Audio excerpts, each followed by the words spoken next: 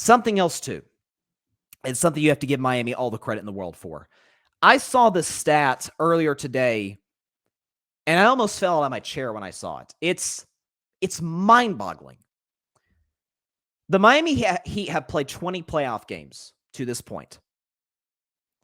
If you look at their point differentials quarter by quarter, it is truly mind-blowing. And it speaks to how poised they are, the fact they've got a number of veterans, one of them, again, Kevin Love, being inserted into the starting lineup, which was huge for the Heat. Listen to the Miami Heat's point differential quarter by quarter in the playoffs. You ready for this?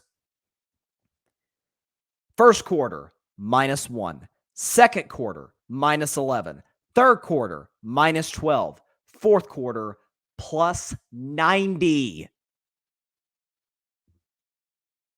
Like that doesn't even make sense, for a team that's in the finals. But when you have a team that's got the superior coach, that's able to make adjustments, that's got tons of shot makers. Again, I heard a lot of, and I watched the pregame show and during halftime on ABC, and not to take a shot at any of those guys because they do a spectacular job, but they're like, yeah, well, I mean, if Miami's hitting their threes, they're hard to beat, but if they're not, well, here's the thing. Miami has been hitting their threes. That's why they're here. I mean, again, people talked about, Miami missed a bunch of their threes in game one. Well, that's kind of going to be the case the whole series. Why? They're number one in the playoffs in three-point percentage at 39%. Shocker, shocker, last night, they shoot almost 50%. You knew that they were going to make those adjustments. You knew that those shooters were going to be more locked in. Max Strus being 0 for 10 the last game, 4 for 10 in this one, with most of those makes coming in the first quarter. Actually, I think all of those makes might have come in the first quarter, if I'm not mistaken. Duncan Robinson, 10 huge points in the fourth quarter. All about execution, all about poise. And again, and this to me was probably the most underreported storyline going into these NBA Finals. Miami's got a bunch of dudes who've been there and done that.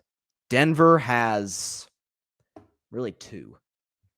And even both those guys were in limited roles. KCP, who won a championship with the Lakers in 2020, and Jeff Green, who I'm pretty sure has only been to one finals. I could be wrong with that, but went to that one finals with LeBron James in 2018 with the Cavs. Miami, most of the roster has been to this stage. Jimmy, Tyler Hero, we'll see if he comes back. Kevin Love's been to 4 finals. Well, this is his 5th.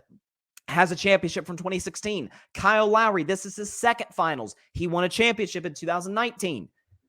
Like, they've got plenty of Bam Adebayo obviously was on the Heat team that went to the finals in 2020. Udonis Haslem, and people like to laugh at this, like, oh, old man doesn't play. You don't think his impact is still felt for Miami? This is now his 7th NBA Finals appearance as a player. You don't think that plays factor in any way, shape, or form?